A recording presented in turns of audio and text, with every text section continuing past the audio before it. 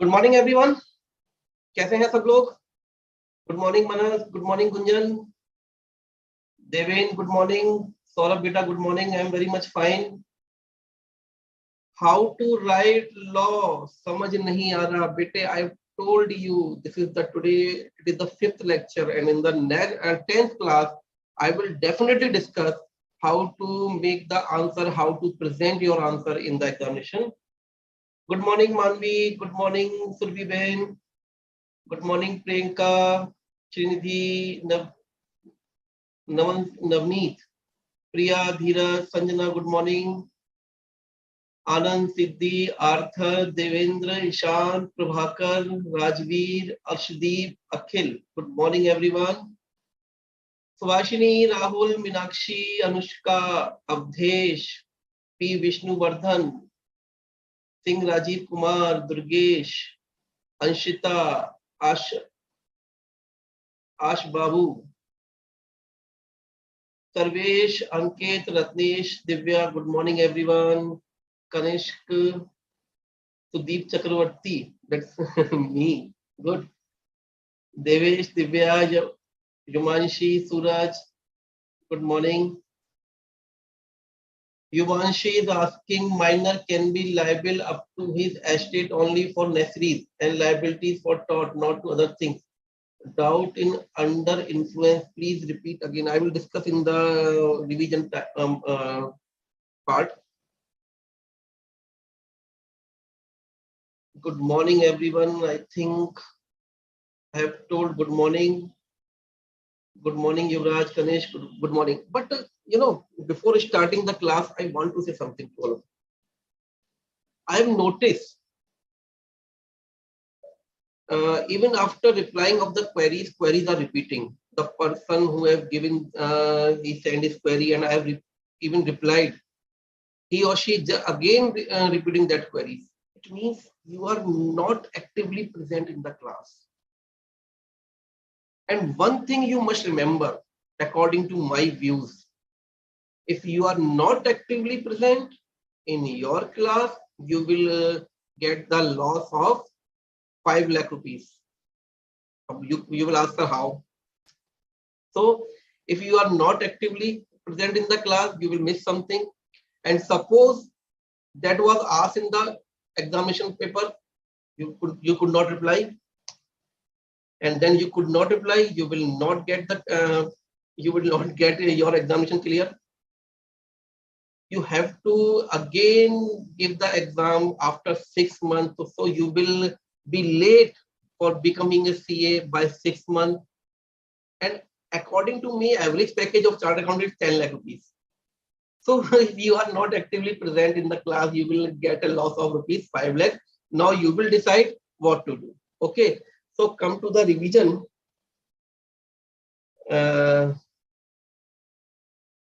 Of the last class.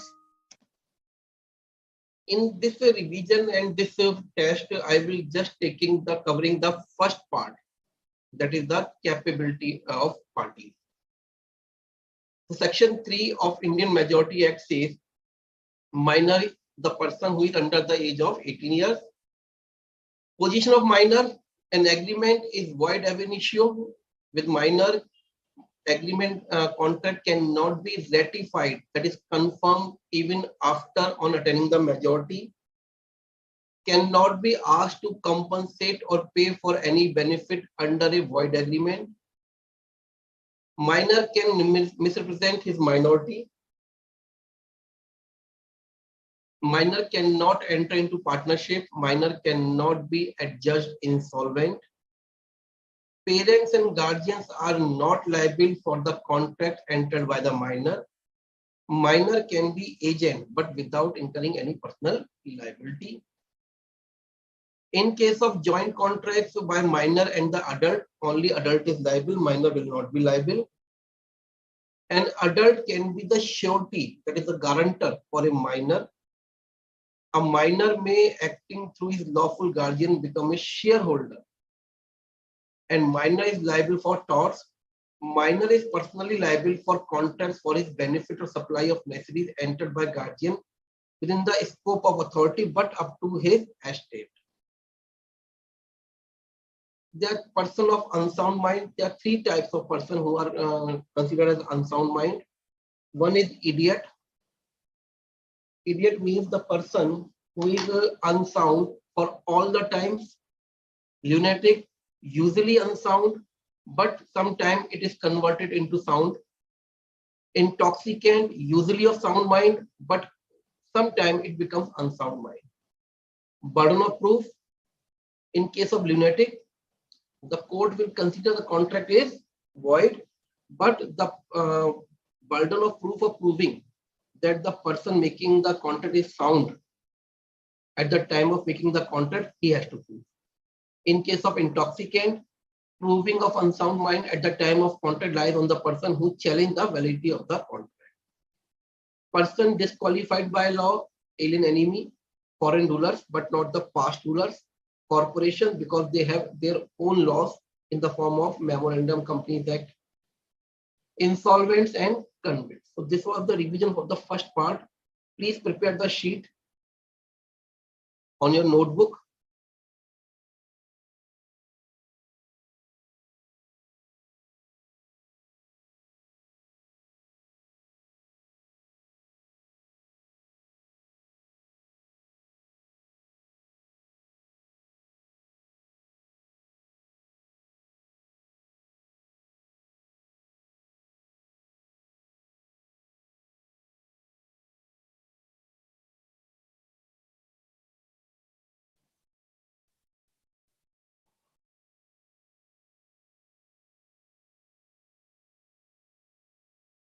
First question before you. The requirement that the parties to an agreement must be competent to act is laid in section 10, 11, 24 and 20 or 25. This chapter will be completed today.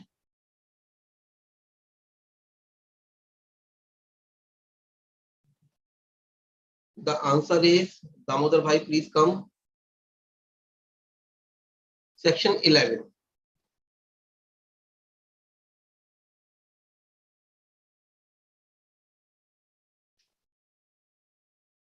Next question. Listen everyone, please don't send the answer. This is a self-assessment test. Which of the following persons do not fall in the category of persons of unsound mind? Idiot, lunatics, alien, drunken person, which is not in the category of unsound mind.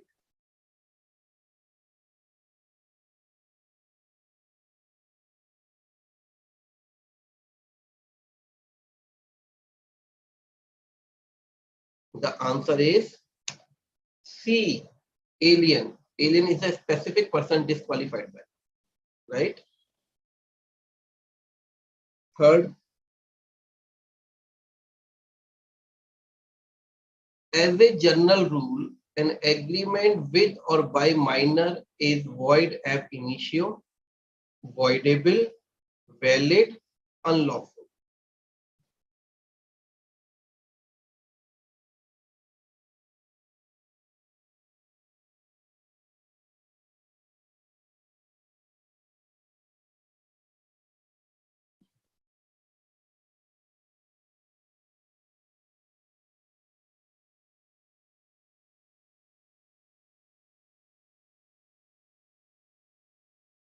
The answer is the contract and agreement with minor is void ab initio. In case where a minor enters into an agreement for the purchase of necessaries, then minor is personally liable to pay, minor's estate is liable to pay, minor's guardian are liable to pay, none of these as minor's agreement is void.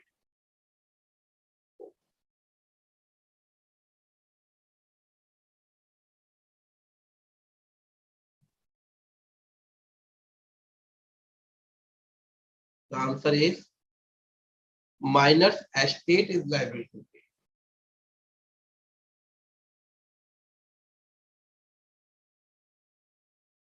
Person of unsound mind are competent to contract, not competent to contract, discouraged by law, not to enter into contract, required to enter into contract with the permission of court.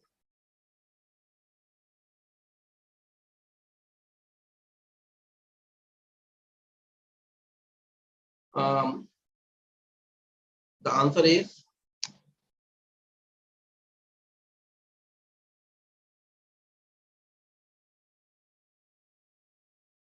B. Person of unsound mind are not competent to contract. A lunatic can enter into a valid contract at any time, only with the court permission, if the other party has no objection, only during lucid interval. Lucid interval means when he is not lunatic. Only during lucid interval.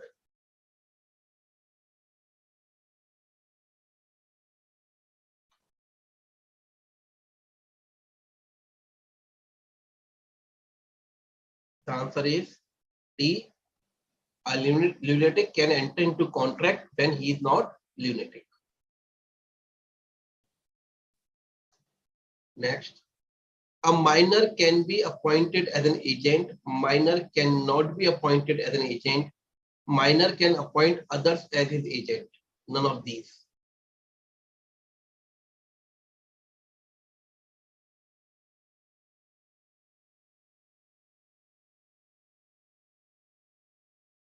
The answer is a minor can be appointed as the agent. Next.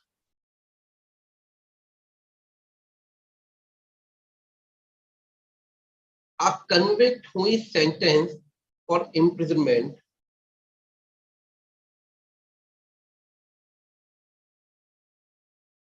cannot enter into contract throughout his life, cannot enter into contract during the period of imprisonment, can enter into a valid contract even during the imprisonment, can enter into only a contract of marriage.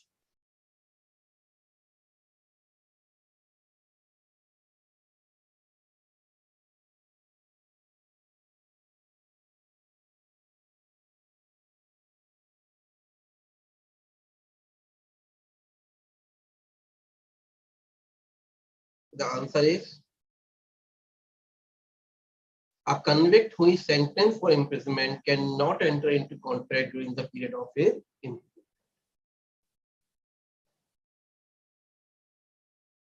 A contract is valid, void ab initio, void, voidable if it is beneficial to the minor.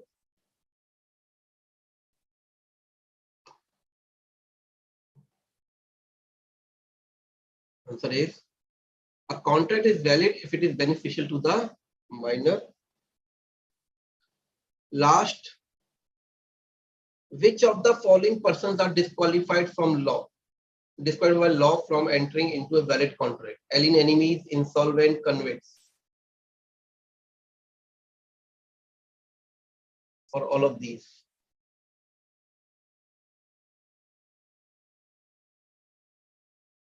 The answer is D, all of these.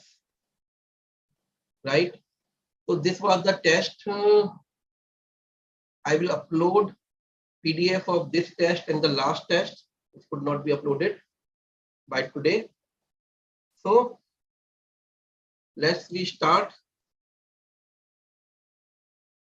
the main class, and that is section 17, fraud. We are discussing free consent. Bete, no need to send answers. That was the self-assessment test. I've already discussed with you, beta. So let's start today's topic, fraud, section 17. Fraud means and includes means something may also be. This is the inclusive list. Means and includes any of the following acts committed by a party to a contract or by his agent with intention to deceive. Please underline कीजिए, please underline. Intention to deceive should be there. Or to induce a person to enter into a contract. Induce a person to enter into contract means fraud means act. I will share the list what are the acts which are covered in fraud, and these acts can be done by the party himself or by his or her agent with intention to deceive or induce the person to enter into contract. Section 17 कहता है fraud कुछ acts हैं जो भी हम discuss करेंगे वो party के द्वारा खुद किए गए हों, उसके एजेंट के द्वारा किए गए हों, धोखा देने के उद्देश्य से, इंटेंशन टू डिसीव, धोखा देने के उद्देश्य से, या फिर सामने वाले को फुसलाने के लिए ताकि वो कॉन्ट्रैक्ट में एंटर हो. तो what are these points? First, the suggestion that a fact is true when it is not true and the person making the suggestion does not believe it to be true. Means any statement which is fact but that is false statement, and the party making the statement knows the statement is false. The suggestion that a fact is true, it means the party is saying that that is fact, that is true statement, but actually it is false statement, and the party making the statement believes, knows the statement is false. एक statement देना ये क्या कि सच्चाई है पर वास्तव में वो सच्चाई नहीं, झूठ था, और जो ये पार्टी कह रही है कि सच्चा स्टेटमेंट है वो झूठ बोल रही है, उसे पता है ये झूठ है. तभी धोखा देने का उद्देश्य हुआ. See the example. A sells his watch to B by saying that the watch is made in Japan, but actually the watch is Indian, and the fact known to A, and hence it is a fraud. A ने B को घड़ी बेची ये कहकर कि ये घड़ी Japan की है, जबकि वास्तव में घड़ी लोकल थी, लोकल मेड थी. ये बात ए को पता थी, इसका मतलब कहा जाएगा कि ए ने फ्रॉड किया बी के साथ. Agreed? First point. Second point, active concealment of a fact by a person having knowledge और belief of the fact means जानबूझ के कोई बात छिपाना. Concealment, knowingly concealment, concealment with the knowledge. See the example. X sells a horse to Y. Horse is blind, and X knows the fact. When Y asks, "Is horse blind?" X says no. Now X has made a fraud. X ने घोड़ा बेचा Y को, घोड़ा blind था, X को पता भी था, लेकिन जब Y ने पूछा भैया घोड़ा अंधा है क्या, ब्लाइंड है क्या, X ने कहा नहीं. Now X has made the fraud. Third point, a promise made without any intention of performing it. It means the party is making the promise, but it has no intention to complete. It has no intention to perform. That is fraud. So what are 3 points so far? First is false statement with knowledge. Second, active concealment with knowledge. Third is promise without intention to perform.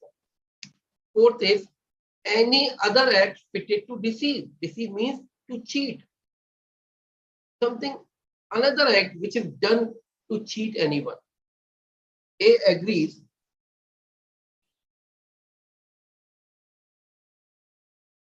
A agrees to double B's gold by magic and runs away with his gold.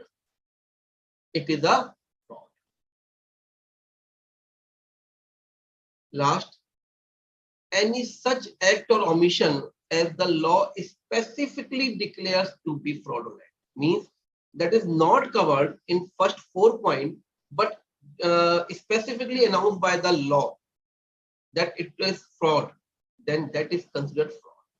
मतलब 5th point में वो आ रहा है कि जो 4 में cover नहीं हो रहा, लेकिन लॉ ने स्पेसिफिकली कहा कि भैया ये काम करो तो फ्रॉड माना जाए। क्लियर? तो what are the points? False statement, active concealment, promise without intention to perform, any other act which is done to deceive someone, or any such act or omission which the law specifically declared as fraudulent. Essentials. First point, there must be a representation or assertion, means statement. There must be a representation or assertion, and it must be false. One important line, please underline: mere silence as to the fact is not fraud. Example number 16. X sells by auction to Y a horse which X knows to be unsound. X says nothing to Y about the horse unsoundness. This is not fraud by X. Law says if one party knows something is missing, but Y was not interested and Y was not interested to know about the facts, then this is not duty of the party to tell the truth. In 16th example, X ने auction में Y को एक घोड़ा बेचा जो unsound था, लेकिन X ने बताया नहीं Y, ना Y ने पूछा, तो यहाँ पर लॉ के अकॉर्डिंग X ने कोई फ्रॉड नहीं किया. In example number 16, law says X sells the house to Y in auction, and X knows the horse is unsound, but X says nothing to Y. This is not fraud by X. See, but there are 2 points where silence amounts to fraud. But there are 2 points where silence amounts to fraud. First is there is duty to speak. Where is duty to speak? X sells by auction to Y a horse which X knows to be unsound. But Y is X's daughter. Here the relation between X and Y is such that X duty to tell Y if horse is unsound as per the law. तो law से जहां पर बताना जरूरी है वहां silence fraud माना जाए. एक ड्यूटी है, मोरल ड्यूटी है, बताइए, वहां तब भी शांत रहते हैं तो वो साइलेंस क्या माना जाएगा? Fraud. Second point, where silence equal to speech. Where silence equal to speech. Let's see the example number 18, where Y says to X, if you do not deny it, I shall assume that horse is sound. X says nothing, X remains silent. Here X silence is equal to speech. Y ने X से कहा, अगर तुम जवाब नहीं दोगे तो मैं ये मान लूंगा घोड़ा बिल्कुल शांत है, साउंड है, सब कुछ सही है. X को जवाब नहीं दिया, तो यहां पर उसका साइलेंस क्या हो गया? Equal to speech. राइट? तो silence is not a fraud except 2 cases where it is the duty to speak और where silence is equal to speech. Clear?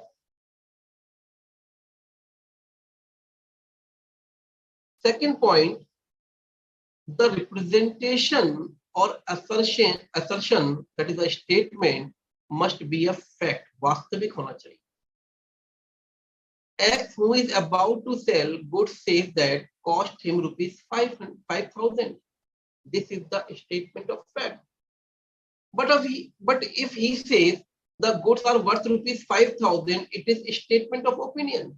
If I say I want to sell my pen for rupees 5,000, this is a fact. But I say I want to sell my pen, it may be the worth of 5,000. This is not the fact, this is the opinion. And in that case, in the case of opinion, there is no fraud. Because for fraud, there must be a fact. X ने Y से कहा मैं अपना goods बेचना चाहता हूं आपको जिसकी कॉस्ट 5,000 रुपए है, ये फैक्ट है. अगर एक्स ने वाई से कहा मुझे अपना गुड्स बेचना जिसकी कीमत शायद मतलब 5,000 के आसपास होगी, उसकी 5,000 वर्थ होनी चाहिए. This is the opinion, not the fact. Third point, the representation must have been made with the knowledge of its falsity and or without believing in its truth. Meaning, simple सा फंडा, the statement which is given should be false, clear है. But in third point, it says the person making the statement has the knowledge that statement is false. जो person statement दे रहा है उसे पता है कि वो झूठ बोल रहा है. That is called false statement. The person believing it that the statement is clear.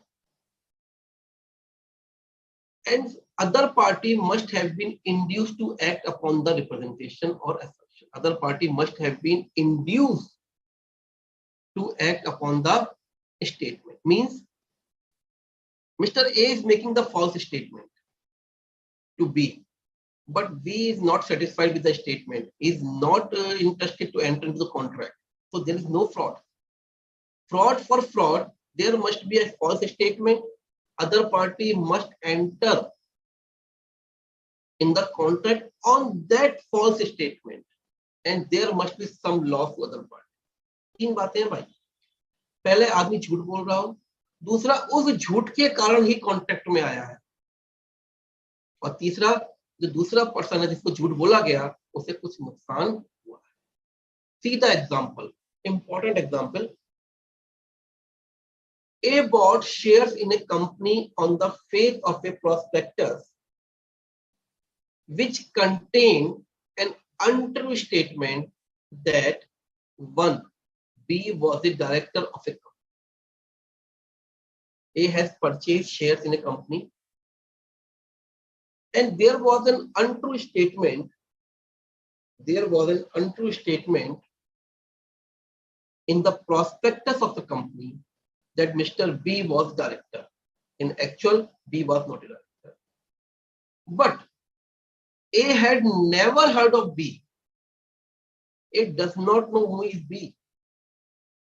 And therefore, the statement was immaterial from the point of Mr. A that A has purchased share on the faith that B is the director. A's claim for damage in this case was dismissed because the untrue statement had not induced A to buy the share. I am repeating the facts. There was a false statement in the prospectus of a company that Mr. B is the director, right? But actually he is not. A has purchased the share and filed the case in the court that there was fraud with Mr. A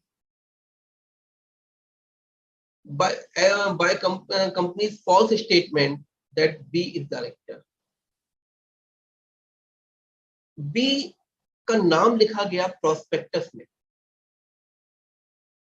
कि वो be director है company में, जबकि be director नहीं थे. ए ने share खरीदे लेकिन केस फाइल किया कोर्ट में कि सब मैंने तो शेयर इसलिए खरीदे क्योंकि मुझे लगा बी डायरेक्टर है, जबकि बी वास्तव में डायरेक्टर नहीं है, तो मेरे साथ. When the case was considered in the court asked Mr. A, you know who Mr. B? You have an idea who is Mr. B? A says no. Then court say, how it is possible you will purchase the share of the company on the faith that B is director? Court ने कहा ए से, क्या तुम्हें पता है B कौन है? ए ने कहा नहीं. तो फिर ये कैसे हो सकता है कि तुम बी के नाम से शेयर खरीद लोगे, बी के होने की वजह से शेयर खरीद लोगे? तो लॉ ने कोर्ट ने कहा कि it is you purchase a share, but that was wrong that you have purchased the share on the belief that B is director. There was no fraud to you by company. Someone else may be possible, but on your part, there is no fraud because you were not induced on this false statement that B was a director in the company. Clear? तो कहने का तात्पर्य है कि be director नहीं था, तो इसको जब ए जानता ही नहीं बी कौन है, ए जानता ही नहीं बी कौन है, तो ये पॉसिबल ही नहीं है कि ए सिर्फ इस बात पे फुसलाया गया बी का झूठा नाम देख के। कोर्ट ने कहा there was no fraud to Mister A by the company. Next point, the other party must have been relied upon the fact and must have been deceived. False statement with the intention to deceive, and actually the other party have been deceived. If there is no deceit to other party, there is no fraud. Example of 21. T bought a cannon. Cannon means scope, large scope, from H on credit. Payment is pending. The cannon was defective, but H had plugged gunpowder in it. T did not examine the cannon, but when he used it, it burst before the payment. Now there was no fraud from the selling person to the T. Hence, T is liable to make the payment of तोप cannon. Case T ने तोप खरीदी, उधार खरीदी, उसने check नहीं किया कि तोप कैसी है, ले ली। टी जो सेलर एच था, जो बायर था उसे पता नहीं, बायर था उसने बताया नहीं कि मुझे तोप किस लिए चाहिए। सेलर ने भी इन्फॉर्म नहीं किया कि तोप में कुछ डिफेक्ट है, पर जब तोप में बारूद डाला गया, तोप ही बस्ट हो गई। तो ये कोई फ्रॉड नहीं है, और जिसने जो बायर है उसे वो पेमेंट करना पड़े, right. Next point, and there must be actual loss to other party, means false statement with intention to deceive, actually deceived but there is no loss, then there is no fraud. If loss ही नहीं हुआ तो वो fraud नहीं। Clear? The other party acting on the representation or assertion must have been subsequently suffered some loss. Clear? Now what are the consequences of fraud?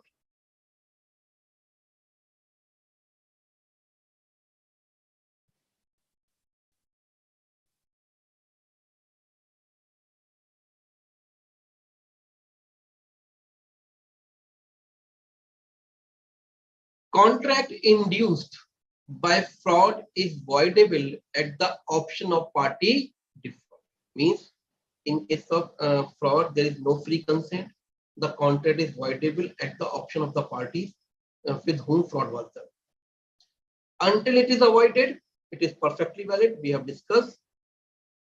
And what are the options to the party with whom the fraud was done? He can resign the contract. He can insist on the performance of the contract on the condition that he shall be put in the position in which he would have been if the representation made had been true. In simple language, it means he can insist for genuine performance. He can insist for genuine performance, and last, if there is loss, it can sue for damage, compensation. Clear? Party cancel कर सकती है या genuine performance के लिए claim कर सकती है, और नुकसान होता है तो उसको क्लेम कर सकती है।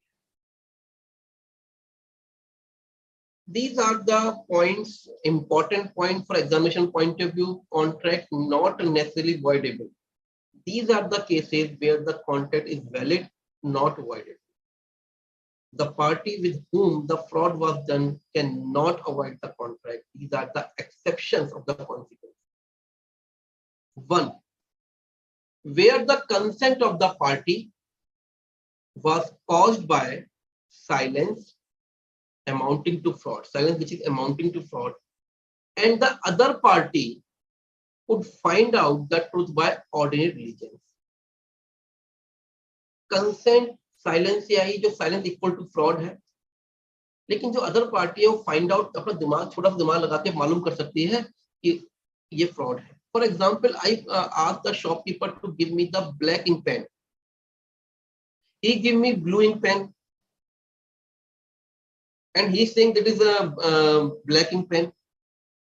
So that can be fined by me, that he is making fraud with me. I am asking for black ink pen and he is giving me blue ink pen. मैंने दुकानदार से कहा भैया मुझे काली इंक का पेन दे दो, black ink का pen दे दो. उसने ब्लू इंक का दे दिया, मुझे दिख रहा है, मान लीजिए मैं पता लगा सकता हूँ चला के भाई ये ब्लू इंक है कि ब्लैक इंक है. In that case there is no fraud.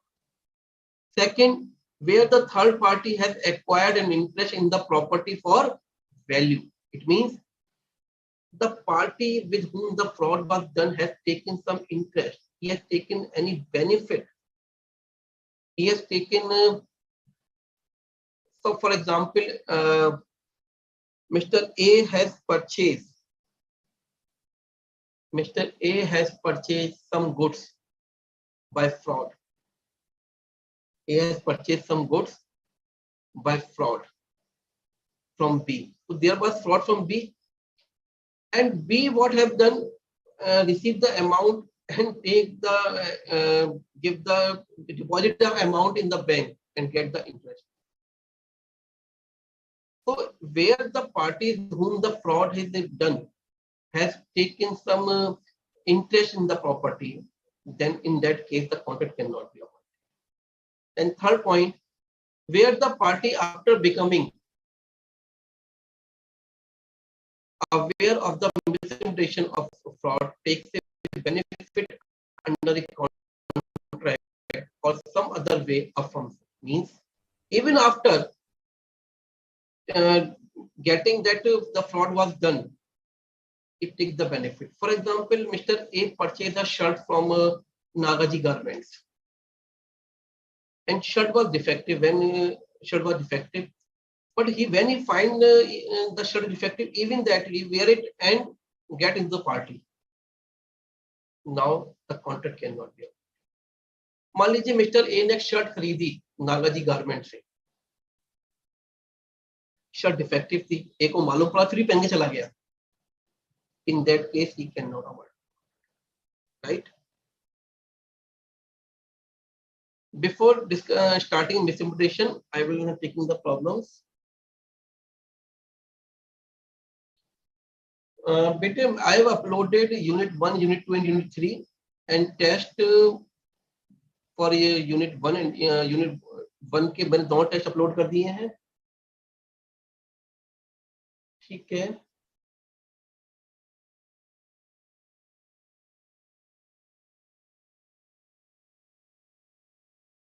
Keshav में आई एम यूजिंग हिंदी, बेटा इतना परेशान मत होइए.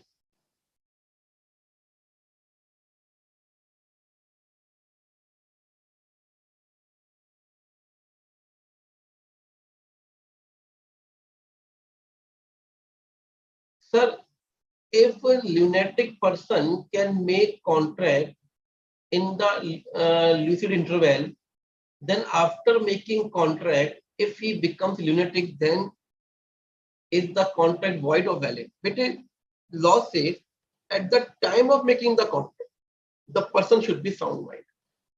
After that, doesn't matter.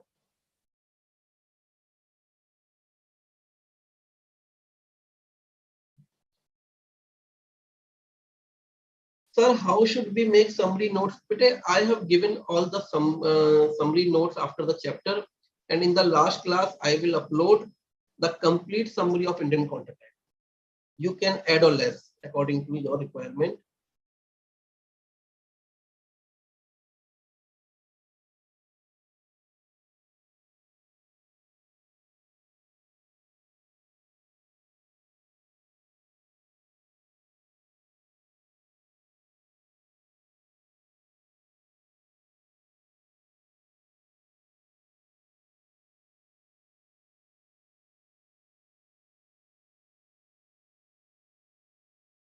Mr. Bipul Das, it is hard to remember all the points of law, but you have to just practice.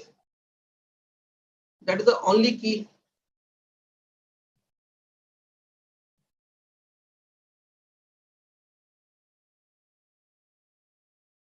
Samed is saying, Sir, explain once again, but what? He is not saying.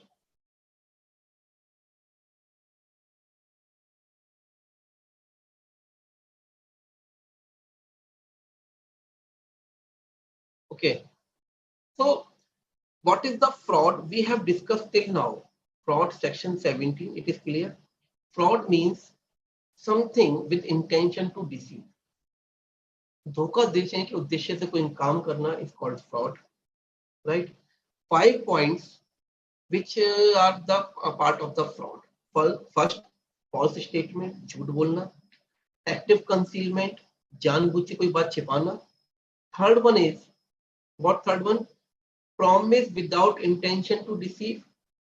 कि आपने promise किया पर आप उसे पूरा नहीं करेंगे, आपको पता है, then it is fraud. Next point, any other act fitted to deceive, कोई और काम जो धोखा देने के उद्देश्य से किया जाए. And fifth point, anything which is not covered in the first 4 points, which is given, which is decided by law, it is fraud. कोई और काम जो पहले 4 पॉइंट में कवर नहीं है, जो पहले 4 पॉइंट में कवर नहीं है, पर लॉ ने कहा ये फ्रॉड है, तो वो फ्रॉड माना जाएगा. एग्रीड? तो ये तो हो गया सेक्शन 17. तो what are the summary of the fraud? There must be a fact. This fact should be false. This false statement should be made with the intention to deceive. The other party have been induced with this false statement and there is actual loss. एक false statement होना चाहिए. False statement धोखा देने के उद्देश्य से किया जाना चाहिए. उस धोखा देने का उद्देश्य किसी को बातों में फुसलाना होना चाहिए ताकि वो आपकी बात पर हाँ कर दे. और लास्ट, इस धोखे से जो बातों में आ गया उसको कुछ लॉस होना चाहिए. ये सारी बातें होंगी तभी वो फ्रॉड माना जाए. क्लियर? मैंने अब रिवाइज करा दिया आपको fraud. What are the consequences of fraud? पहला, contract is voidable at the option of the party whose consent was obtained by fraud. जिसकी कंसेंट फ्रॉड से ऑब्टेन की गई है वो चाहे तो इसे वॉइड कर सकती है. Until void, it is valid. जब तक वो void नहीं करेगा, कॉन्ट्रैक्ट वैलिड माना जाएगा. Second point, the party with whom fraud is done can insist for genuine performance. जिसके साथ फ्रॉड हुआ है वो कह सकती है भाई साहब जिस बात के लिए तय किया था वही चीज मुझे आप दे दो. तीसरी बात, if there is loss to someone, he can claim the damages. If the party with whom the fraud was done suffered some losses, he will claim compensation. जिसके साथ फ्रॉड हुआ उससे कुछ लॉस होता है तो वो कॉम्पनसेशन क्लेम कर सकता है. Clear? I think now fraud is very much clear. अब तो क्लियर हो गया होगा सबको बच्चों fraud.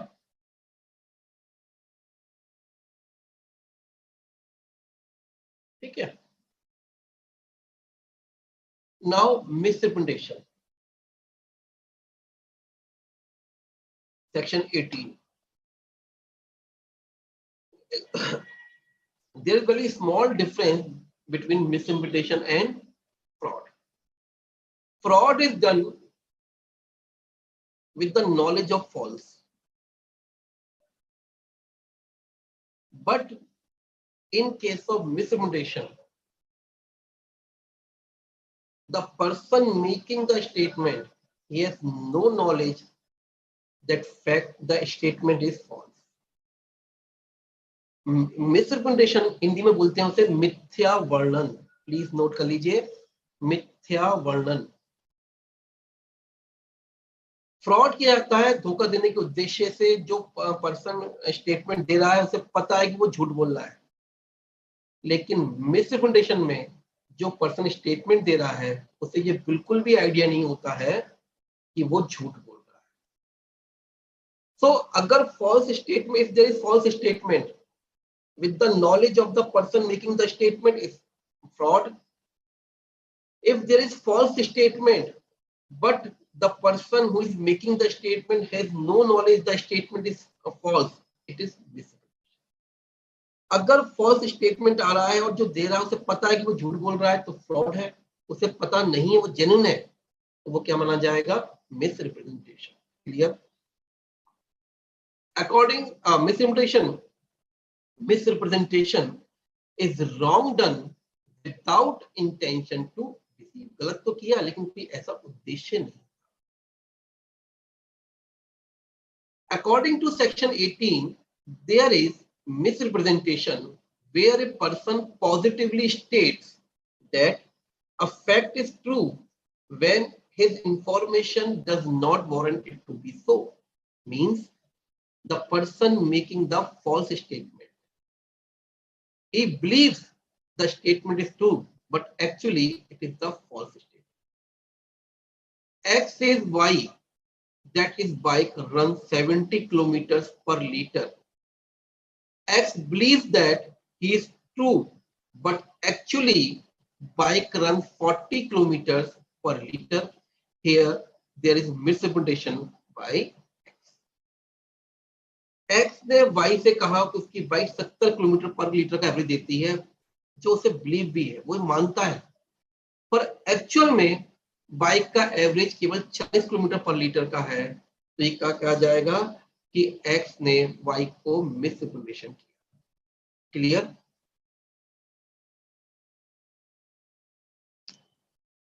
When there is a breach of duty by person without intention to deceive, which brings an advantage to him and loss to others.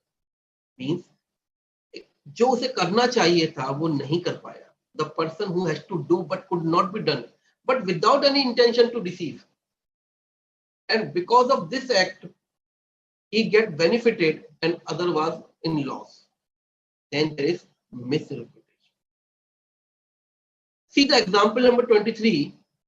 While taking a life insurance policy, X states that his age 25 years, believing it to be true, actually he is 30 years old. Now X is guilty of misrepresentation, not fraud. Insurance policy भरते समय x ने बताया insurance company को कि उसकी as 25 years है, जो ये बिलीव करता है उसके अकॉर्डिंग 25 ही है, बट एक्चुअल में he is of 30 years. Now X is guilty for misrepresentation not for fraud. Clear? And when a party causes the other party to an agreement to make a mistake as to the subject, it means one party makes some statement by which other party has some loss due to some mistake. See, what are the consequences? Okay, listen. So the main difference between fraud and misrepresentation is the intention. In case of fraud, there is malified intention, but in case of misrepresentation, there is no intention to deceive. Fraud और misrepresentation में सिर्फ intention का फर्क. अगर जानबूझ के धोखा दिया जाए तो वो फ्रॉड है, अनजाने में धोखा हो जाए तो वो मिसरिप्रेजेंटेशन है, फ्रॉड नहीं. What are the consequences of misrepresentation? Remember the consequences of fraud. First, contract can be avoidable. Second, party can insist for genuine performance. Third, party can claim the damages, that is compensation for loss. The same consequences in misrepresentation except point number 3. It means in misrepresentation, party can avoid the contract, that is contract is voidable on the part of the party whose consent was obtained by misrepresentation, right? And second is party can claim or party can insist for genuine performance. But even in the loss, there is no option to claim the damages. See,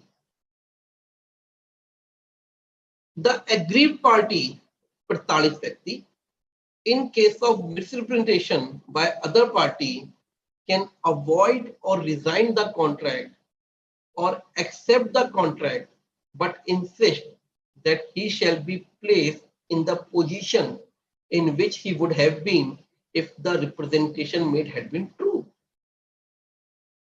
Means avoid the contract. Second, वो उस बात के लिए insist कर सकती है कि अगर ये बात सही होती तो हमें क्या मिलता, यानी it means insist for genuine performance. So you can write in place of point number 2, insist for genuine performance. Insist for genuine performance.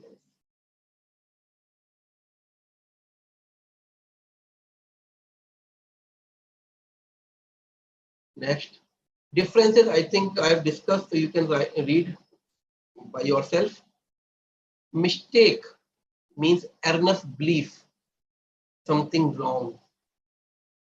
In law, in the Indian Contract, mistake is classified in two parts, mistake of law and mistake of fact. And mistake of law is again classified, the mistake of country and mistake of foreign country. Mistake of fact is again classified, bilateral mistake and unilateral mistake. Mistake of law. Mistake of law of the country and mistake of law of the foreign country. A person cannot be allowed to get any relief on the ground that it had done a particular act in the ignorance of law. Means, in easy language, if the person, for example, if person resides in India and he says the wrong was done, but I don't have the idea that is I have made the violation of law because I have no knowledge of the law. It is not possible. एक आदमी कहता है हिंदुस्तान का, सब मुझे हिंदुस्तान की law की जानकारी नहीं थी, इससे गलती से ही काम हो गया. That is not considered. For example, one person crossed the red light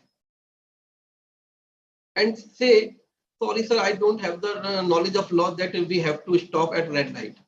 That is not possible. There must be punishment. Let's say A and B enter into a contract on the erroneous belief that a particular debt is barred by Indian law of limitation. The contract is not voidable. In the law of limitation, if a law is time barred means 3 years. We have discussed that law is time barred and says I don't have idea the law the debt can be the time barred. एक आदमी जो हिंदुस्तान का है उससे उम्मीद की जाती है उसे अपने देश के कानून की जानकारी हो, भले ही हो या ना हो. एग्जाम्पल 24 कहता है ये एक डेब्ट है, लाइबिलिटी है, लोन है जो 3 साल में क्या होता है, टाइम बांट जाता है. बट पर्सन कहता है सर मुझे आइडिया नहीं था कि ऐसा हो जाता है, मैं तो कभी लॉ पढ़ा ही नहीं. दैट विल नॉट बी, ये कॉन्ट्रैक्ट वॉइड नहीं हो सकता. Clear? Mistake of law foreign country. In simple words, we can say the person cannot be presumed that he has the knowledge of the law of foreign country. Suppose a person of foreign country comes to India and made the mistake, that can be considered. If it is proved he actually no idea about the law of country of India. Clear? Mistake of fact. There are two types of mistake of fact, bilateral mistake or unilateral mistake. When mistake is a part of both the parties, is called bilateral, and in this case agreement is void. Underline कीजिए, agreement is void in case of bilateral mistake. Cases of bilateral mistake, mistake as to the existence of subject matter. Listen the example. There was an agreement between A and B at the house of A that A will give the flat, his flat, to B on rent, which flat was suppose 50 kilometers far from the point where they are making the contract. A and B enter into contract by which A will give his flat to B on rent, which is about 50 kilometers far from the place where they are making the contract. At the time of making the contract, the building was destroyed by any natural calamity. The flat was no more. There's no flat. So the subject matter on which the contract is contract is entering, was not in existence, and both the party does not have idea the flat is not in existence. The contract is void. A और B के बीच में contract हुआ कि A B को एक अपना flat किराए पर देगा, जो उस जगह से जहां पर वो कॉन्ट्रैक्ट कर रहे थे वहां से 50 किलोमीटर दूर। जिस समय कॉन्ट्रैक्ट हो रहा था उस समय अचानक से कोई नेचुरल कैलेमिटी हुई और बिल्डिंग पूरी तरह से धराशायी हो गई, खत्म हो गई। तो फ्लैट एग्जिस्टेंस में है ही नहीं। लेकिन ना ए को पता है ना बी को पता है कि वो फ्लैट नहीं है। In such case both the parties are under mistake, दोनों ही पार्टी मिस्टेक में है, and the contract is void that cannot be forced by any party. In the same way, mistake as to the identity, as to the quality, quantity or ownership, in which both the parties under mistake don't have the knowledge, no fault on the part of any party, किसी एक party के part में fault नहीं है, दोनों की गलती है, उस केस में कॉन्ट्रैक्ट क्या हो जाएगा, वॉइड हो जाएगा। Mistake as to the possibility of performance physical और legally, contract was entering but it is practically not possible, then contract is void. Legally impossible, law does not give the permission for the contract, but though both the parties are not idea, the contract is void, no party can claim. But in case only one party making the mistake, other party is right in his statement, the contract is not void.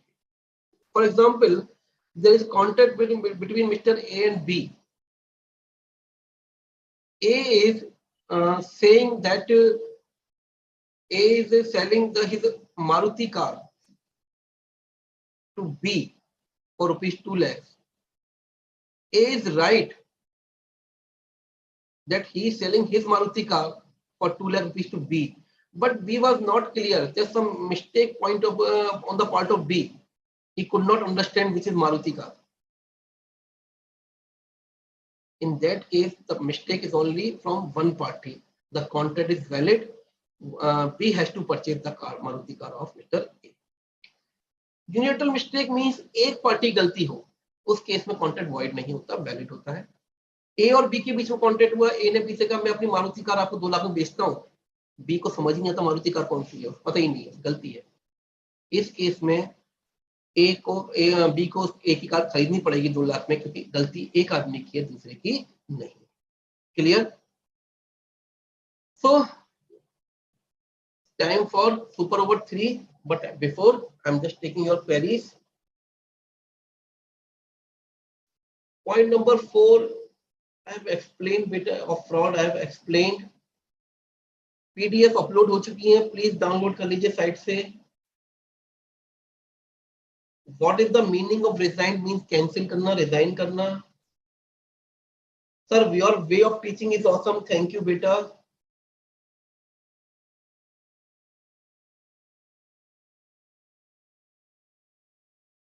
Atharv is saying, sir, I am not able to attempt test in the app. I had mailed ICI, but my problem is not solved. Yes. Okay, I will discuss the ICI.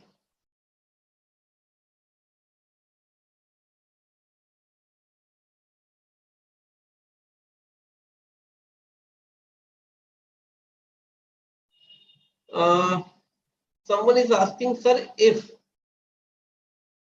he would lie, means the person who has purchased the share, I have the example of shares.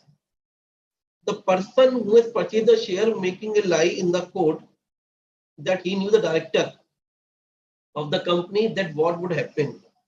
Okay, what anyone says, what anyone hide, this is always on evidence. He has to prove that he knows he knows the director. Essential part का fourth point I have discussed, बेटा हिंदी में भी discuss कर दिया, मैं summarise कर दिया आपको. सर सब पेपर में नेगेटिव मार्किंग होती है, आई थिंक लॉ में तो नहीं होती है. There is no negative marking in paper of law till now, and I think even in December or November, whatever it be.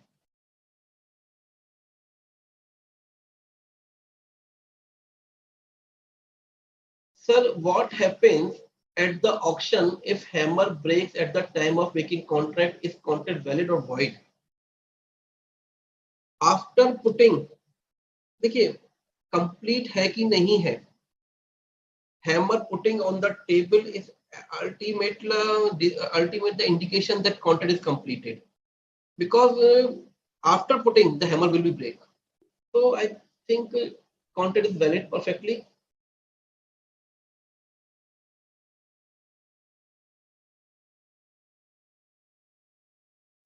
Mr. Madan Shah is saying, sir, जब be director ही नहीं था तो B का नाम prospectus में क्यों रखा? ये फ्रॉड है, डेफिनेटली है, पर किसके साथ है? This is also important. False statement but कोई इंड्यूस हुआ नहीं, वो कौन हुआ उस पर डिपेंड करता है.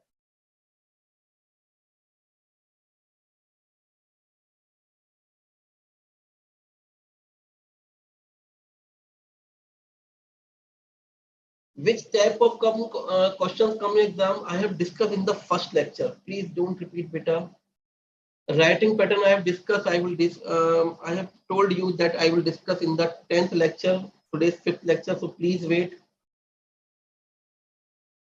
Sir, consequences of fraud is not in the book. So if not in the books, please write from my notes.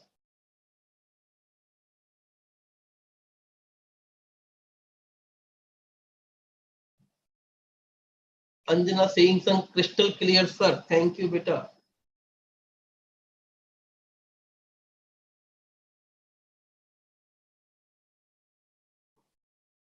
Sir, if by mistake Mr. A shoot Mr. B, then this is the fraud or not? This is not the fraud. This is the crime act. This is the crime under IPC. So he has to prove that there was a mistake. So judge will decide. I am not here to discuss the CRPC with you. What is the breach of duty? Breach of duty means breach what you have to do. आपको जो करना था आप नहीं कर पाए, that is the breach of duty. Sir CA billionaire होते हैं. अच्छा भैया.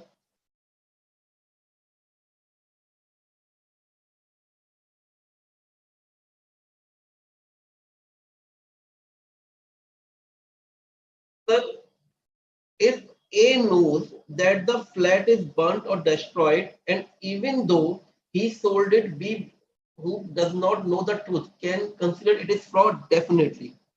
अगर ए को पता था कि वो घर फ्लैट गिर चुका है तब भी वो कॉन्ट्रैक्ट कर रहा है तो क्या माना जाएगा बेटे? फ्रॉड माना जाएगा. Definitely.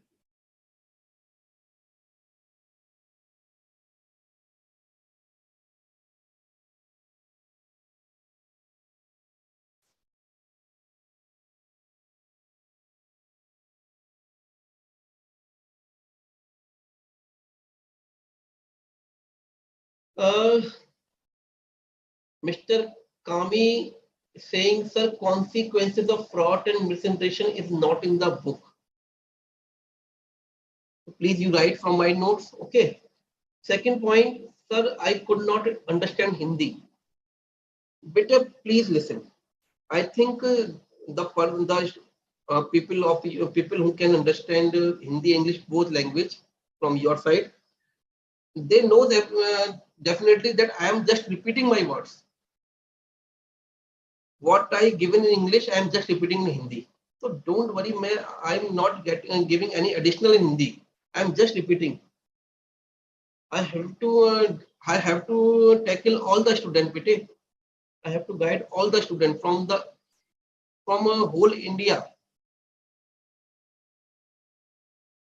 Unilateral mistake, beta, when the mistake is from one side, one party is making the mistake, other party is perfectly genuine, doing in good faith, then the content is valid. Other party have to consider, have to perform according to the contract.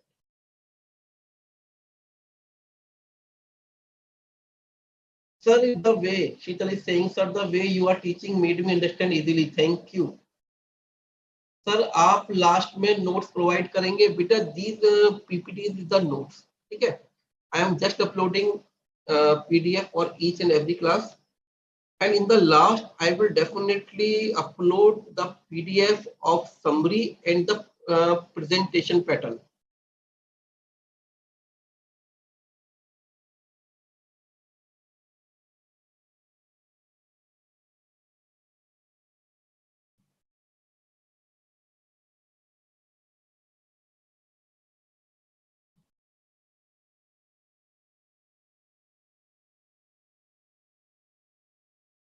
Sir, how is it possible that sir, that someone does not know his own age?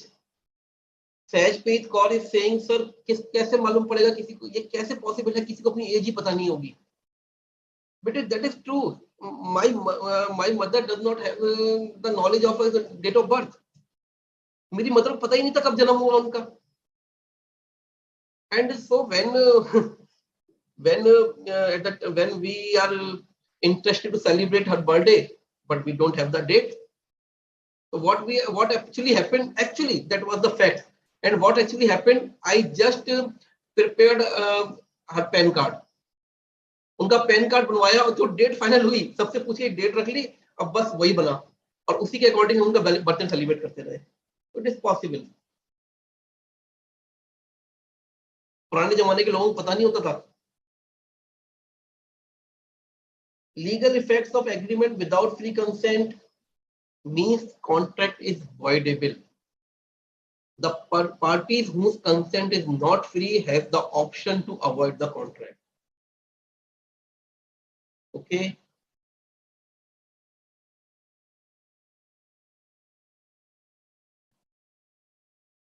Priya, you are the best, sir. Thank you. Sir, law में पास होना easy है क्या? If you have the knowledge of subject, even law, math, economics, easy to pass. Awesome teaching. Thank you. Okay, let's start the super over. Remaining problems after the break. First question.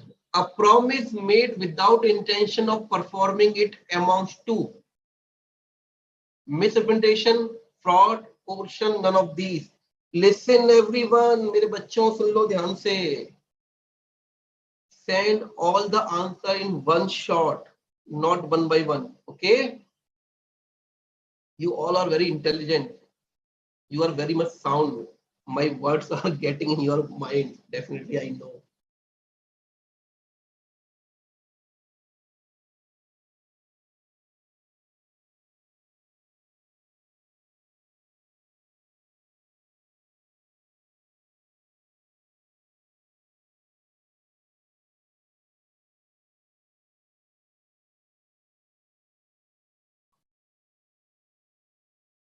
Second, which of the following is not included in term fraud?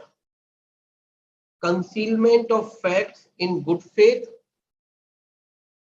when the court declares it fraudulent, when it is made with intention to deceive, promise made without intention to perform.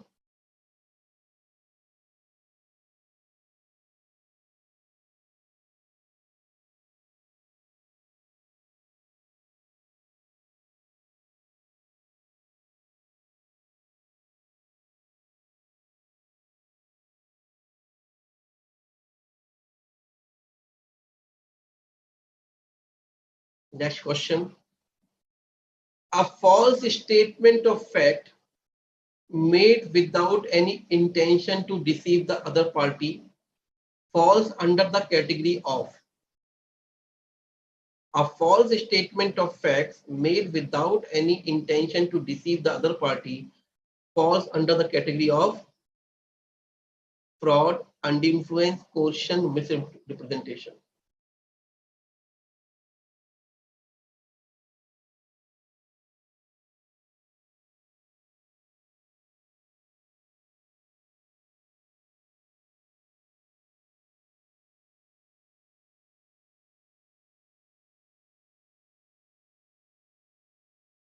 An agreement for sale and purchase of horse which unknown to both the parties was dead at the time of bargain is void, valid, voidable, illegal.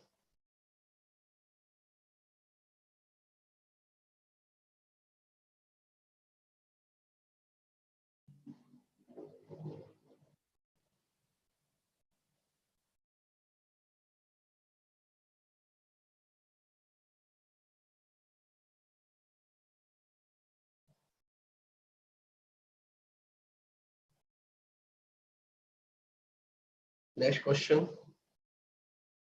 An aggrieved party, the party whose consent was obtained by fraud, may resign the contract only, affirm the contract only, resign or affirm the contract, none of these.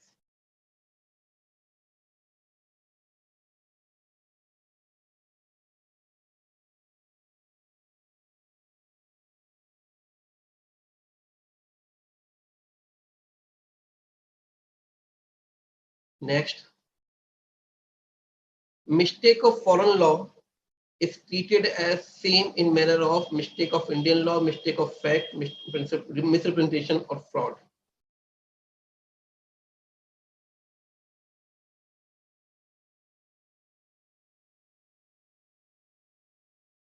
Mansi Sharma, sir, your teaching style is outstanding. Thank you, beta.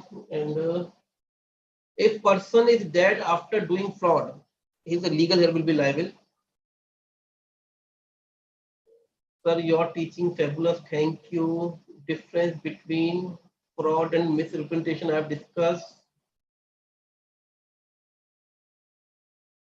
Why the PDF are not opening? I think there may be some technical error, but as per my views, PDF are downloading. Normally they are easily downloading, but even I will discuss the ICI about the technical issue if there is any.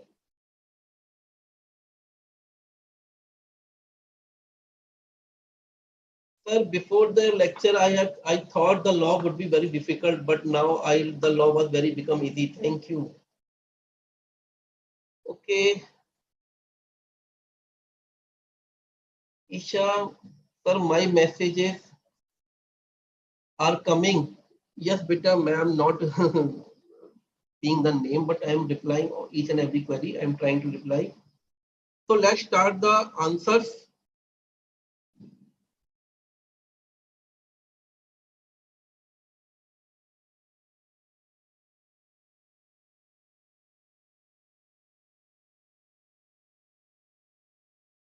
A promise made without intention of performing it amounts to fraud.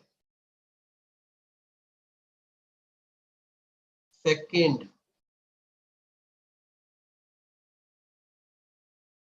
which of the following is not included in term fraud? Concealment of fact in good faith. Good faith. Third one, a false statement made without any intention to deceive the other party falls under the category of misrepresentation.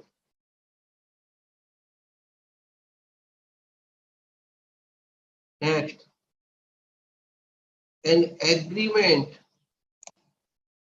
for the sale and purchase of horse which unknown to both the parties was dead at the time of bargain is void by literal mistake. Next, The aggrieved party the whose consent was obtained by fraud has both the option resign or affirm.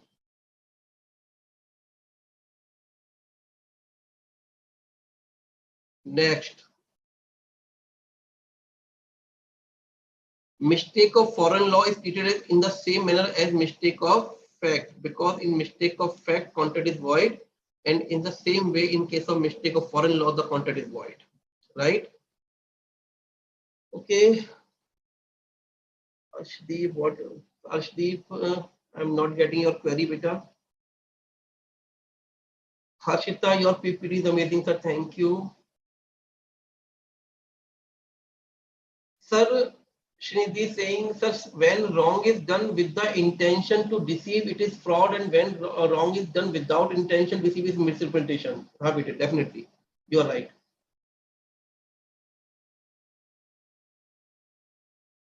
Chaliye.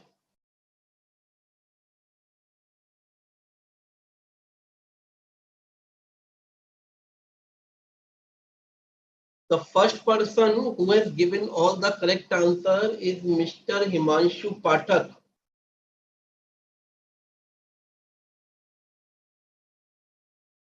Second one is Miss Patel Kamlesh Bhai.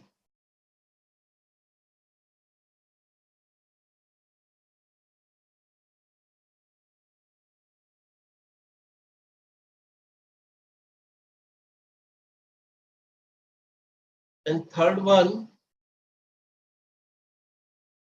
Mohammad Bartullah.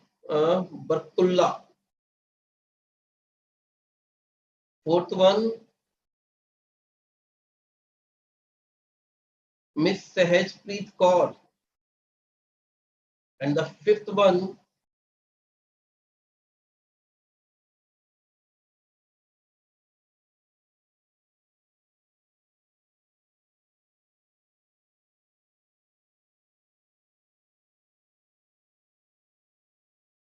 Miss Singh Rajiv Kumar.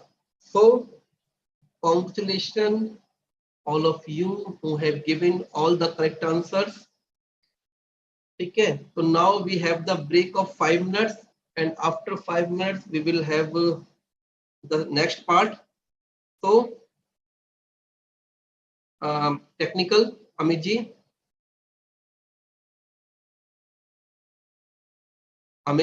can you hear me?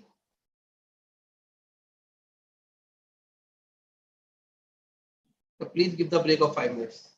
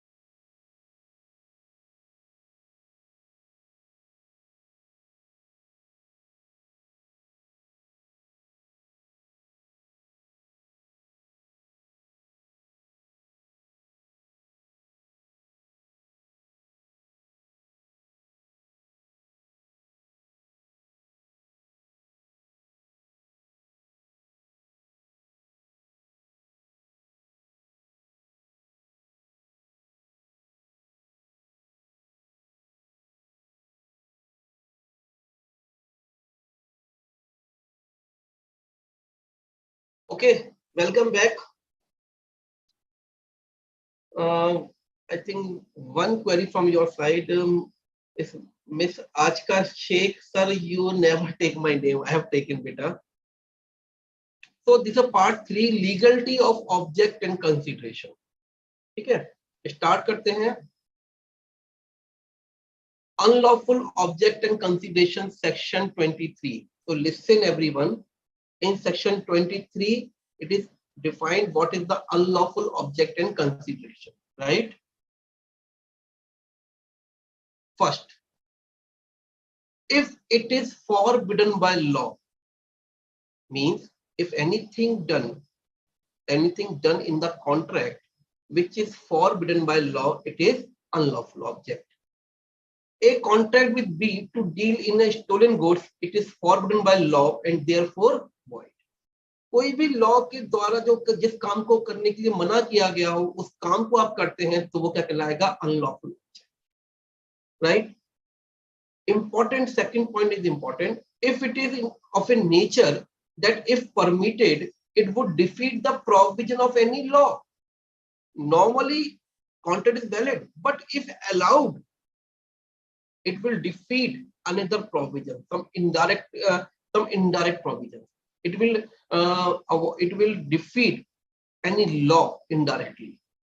See the example. A was licensed under an excise act to run a liquor shop. The act forbade the creation of a partnership to run the shop. A took B into partnership. The agreement is void. What is the example? According to the excise act, the liquor shop cannot be in partnership. A has get the license to run the liquor shop and get the partnership with B. Normally, the partnership to do the business of a legal business, because A has the license, the business is legal. Business is legal, and the partnership between A and B is normally valid. But as per the law, partnership is done. It will defeat the provision of excise. So the agreement between A and B is void. Normally, जो काम हुआ वो ठीक है, but अगर वो allow किया तो किसी और लॉ को हिट करता है.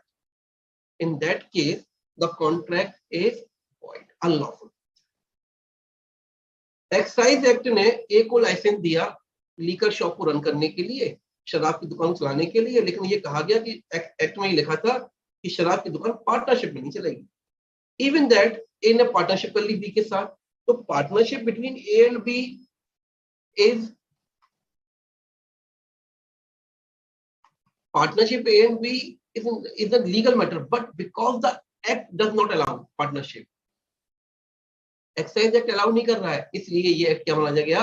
Unlawful. ठीक है. Next point, if it is fraudulent, if anything is done for the purpose of fraud, it is void.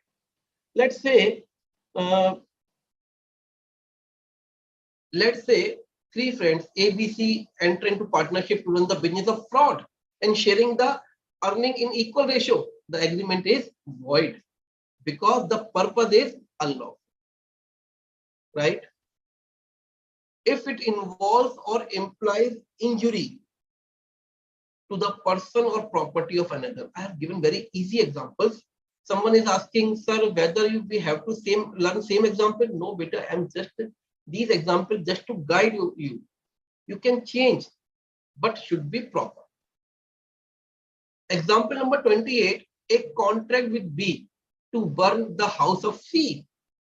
As contract involves the property of C, the contract is unlawful and void. Clear? If court regard it as immoral, immoral means bad character, बुरे चरित्र का काम. A asks B, if you arrange a girl for marriage with me, I will give you 50,000. This is an immoral character contract. Here the contract is void as it is immoral, right?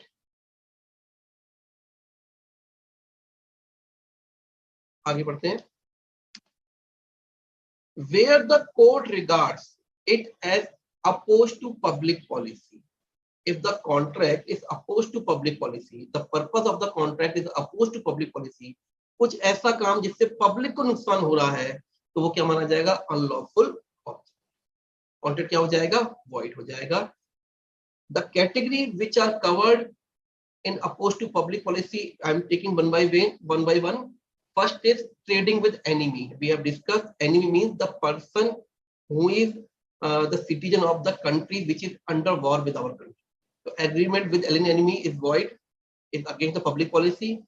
Stifling prosecution, underline कर लीजिए, stifling prosecution. Prosecution means सजा देना किसी को. An agreement to abstain from prosecuting a person for an offense means if a person makes offense, he should be prosecuted, he should be punished. But if any contract to abstain any punishment, legal punishment for a person, this agreement is void. किसी को जो punishment मिलना चाहिए, उसने crime किया, उससे बचाने का अगर कोई एग्रीमेंट है, तो वो क्या होता है? void. A promises to drop a prosecution which he has instituted against B for robbery. Robbery is crime. The person who makes the robbery must be punished, must be prosecuted. And B promised to restore the stolen property. The agreement is unlawful. B has made the robbery in the house of A. But B says, "Sir, please don't file the case against me. I will restore your stolen property. I will restore your property which I have stolen." The contract is unlawful. B ने चोरी की, A के घर में डाका डाला. B को सजा मिलनी चाहिए, पर B ने इसे कहा, सर मेरे खिलाफ केस वापस ले लो, मैं जो बचा वो जितना आपको माल लूटा सब वापस कर दूंगा. तो ये एग्रीमेंट क्या हो गया बेटे? वॉइड हो गया, अनलॉफुल. बिकॉज जो रॉबरी है वो पनिशेबल है. बट एक compromise in case of compoundable offences is valid. What are the compoundable offenses? Law IPC defines some offenses are compoundable. Compoundable means which can be settled, which are not required punishment if they are settled outside the right. तो अगर इस तरह के case हैं, compoundable case हैं जो settle हो सकते हैं लॉ के अकॉर्डिंग, और उसमें कुछ प्रोसिक्यूशन से बचने कोई एग्रीमेंट हो रहा है, तो वो वैलिड. ठीक है. Maintenance and champerty, please listen. I'm discussing an example. Please listen carefully. Let's say A asked B. Listen. A asked B, please file a fake case against C. A asked B, please file a fake case against C. And the all expenses of this matter I will give you. I will pay for all the expenses in this matter. A ने B को बोला, please C के खिलाफ एक case file कर दो, fake case, जो भी खर्चा होगा I will pay. A asked B, please file a fake case against C, and all the expenses of of this case will be paid by me, right? This is the case of maintenance. This is the case of maintenance, and this is void because of unlawful object. But one line is added in this example. What was the example? A asked B to file the fake case against C, and all the expenses of this matter will be paid by me. But he added one line in this case. A also asked B, the reward which will you get from C in this fake case will be shared by me. This is the case of chambered. A ने B को बोला कि C के खिलाफ एक case file कर दो, fake case, right. इसमें जो भी खर्चा होगा वो मैं पे करूंगा. This is the case of maintenance. एक लाइन ऐड कर दी ए ने कि तुम जो भी सी से कमाओगे उसका आधा हिस्सा जो जो भी मैं शेयर करूंगा उसमें. तो ये बन गया कि matter of chamber. Both cases are unlawful and void.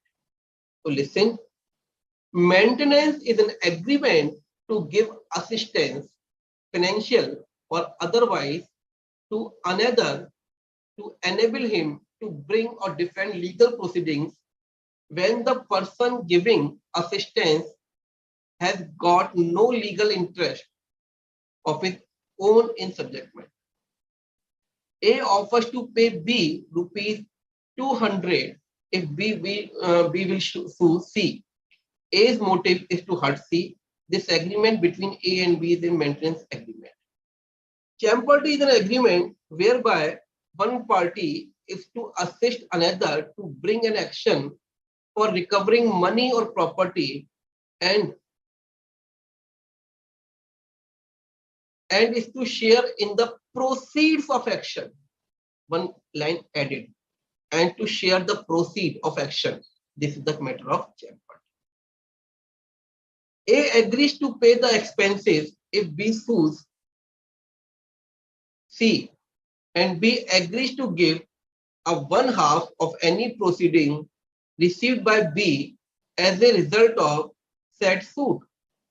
If the object of a contract is just to assist the other party in making a reasonable claim arising out of a contract and then to have a fair share in the profit.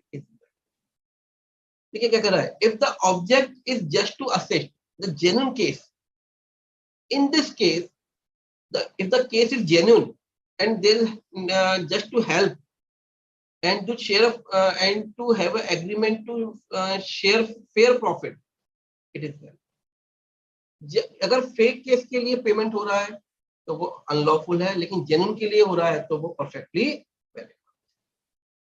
तो maintenance just to give the expenses और champerty share the profit also. Interference with the course of justice. See the example. An agreement to pay a bribe of 5 lakhs to a judge to change its decision is unlawful. I think is it clear? Marriage brokerage contract. All the marriage brokerage contracts are considered as opposed to public policy and definitely they are void. An agreement to pay money to a person hired to procure a wife is opposed to public policy and definitely a void. Interest against obligations means you are charging anything against your duties. You have to do, but you are even charging something. You are charging something, then it is interest against obligation. See the example. An agreement by an agent to receive without principal consent compensation from another for the performance of his agency is invalid. Means जो agent है, he is charging anything without the knowledge of principal from the third party is interest against obligation. The agent has a duty to work on behalf of the principal. Agent duty है principal के behalf पर काम करने की. उसके अलावा कुछ charge कर रहा है वो थर्ड पार्टी से without the knowledge of principal, it is considered as interest against obligation and it is void. One more example. A, who is the manager of a firm, agrees to pass. Listen, A, who is the manager of a firm, agrees to pass a contract to X if X pays to A 2,000 privately. The agreement is clear. Sale of public offices. See, agreement for sale of transfer of public offices and titles or procurement of public recognition like Padam Vibhushan, Paramveer Chakra for monetary consideration. Arrangement of different type of awards on payment on monetary consideration is void. Sale of public offices, it means sometimes what happened, I have heard, I don't know whether it is fact or not. In some departments, the transfer of officer, they charge something. कई बार क्या होता है, जैसे for example कई awards होते हैं, awards के लिए अगर पैसा दिया जाए तो वो एग्रीमेंट क्या माने जाएंगे, अनलॉफुल. दूसरा, कई बार ऐसा होता है ट्रांसफर कराने के लिए पैसे लगते हैं, मैंने सुना है ऐसा, मुझे श्योर नहीं है कि ऐसा होता है या नहीं होता है, बट मैंने सुना है. तो अगर इस तरह की भी एग्रीमेंट है तो वो क्या होते हैं, वॉइड होते हैं, अनलॉफुल होते हैं. एन एग्रीमेंट टू पे money to the public servant in order to induce him to retire from his office so that another person may secure the appointment is void. एक आदमी को पैसे दिए जा रहे हैं, जॉब में है, तो भैया तुम रिटायरमेंट ले लो ताकि दूसरा आदमी जॉब पे आ जाए. ये इस तरह के एग्रीमेंट क्या होते हैं, void. An agreement to procure a public recognition like Padma Vibhushan for reward is void. अगर पद्म विभूषण अवार्ड के लिए कोई पैसा दे रहा है तो ये क्या होते हैं, void. Agreement for creation of monopolies. Sometimes if there is the agreement, the purpose of the agreement is to create the monopoly. If these agreements are void, see the example. A contract with municipal corporation for disallow all the shopkeepers from the market other than A, hence contract is void. I just giving the example in simple language for this point. Let's say A has contracted with the municipal corporation in which he agreed to pay 1 lakh rupees if municipal corporation disallow all the other shopkeepers other than him. The agreement is void. ए ने municipal corporation से कहा, भाई साहब मैं आपको 1 लाख रुपया दूंगा, जितने दुकानदार से बढ़ा दो, बस मेरी दुकान लगेगी मार्केट में. ये agreement, these agreements are creating monopolies. These type of agreement are unlawful and void. Next, agreement which are expressly declared void. Agreement by incompetent parties, we have already discussed beta. Agreement must under a mutual mistake of fact, we have already discussed. Agreement, the consideration or object which is unlawful, it is void. Agreement, the consideration or object which is unlawful in part, even that, it is void agreement. Agreement made without consideration is again void, we have discussed. Agreement in restraint of marriage other than child marriage. Child marriage is not legal in the India, so it can be restrained. But other than child marriage, marriage, there is agreement to restrain the marriage of any major person, it is void. Agreement in restraint of trade, this is an important point. Agreement in restraint of trade, an agreement by which any person is restrained from exercising a lawful profession, trade or business of any kind is to extent void. अगर किसी को व्यापार करने से रोकने का agreement है तो ये एग्रीमेंट क्या होता है बच्चों, void. किसी को व्यापार करने से रोकने का एग्रीमेंट void होता है, but there are some exception for this. But this rule is subject to the following exceptions. See, in case of sale of goodwill, if a person sells his goodwill, suppose Haldiram sells his goodwill to Mr. X. Now X can make the restriction on Haldiram to do a similar business in the specified local limit or specified area or within a specified time. So a seller of goodwill of a business may be restrained from carrying on a similar business within specified local limits, provided that such limits appear to the court reasonable regards being had to the nature of the business. अगर कोई आदमी अपनी goodwill बेच रहा है तो भैया उस पर रेस्ट्रिक्शन लगा सकता है जो गुडविल खरीद रहा है कि भैया आप कुछ समय के लिए कुछ एरिया में ये बिजनेस नहीं करोगे क्योंकि मैंने आपको गुडविल का पैसा एक्स्ट्रा दिया है, right? In case of partnership agreements,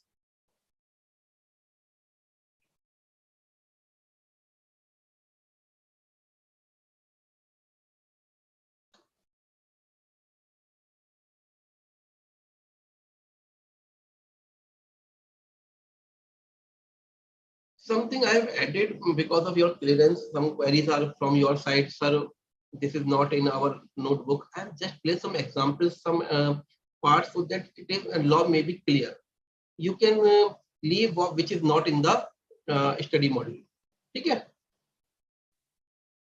Partners agreement, a partner shall not carry on any business other than that of firm while his partner. There may be an agreement between the partner, among the partners, that the partner will not do any other business other than that of partnership firm. It is valid. An outgoing partner, maybe retiring partner, may agree with other partners not to carry on the similar business of the firm within a specified period, specified time limit.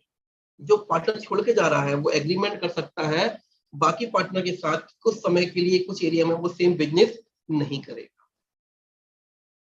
Partners may, upon or in anticipation of the dissolution of the firm, make an agreement that some of or all of them will not carry a similar business to that of firm within a specified period or specified time limit. The same way, if the partnership firm is going for dissolution, so all the partners may get the agreement among them that all of them or some of them will not do the same business within a specified time limit, within a specified area limit.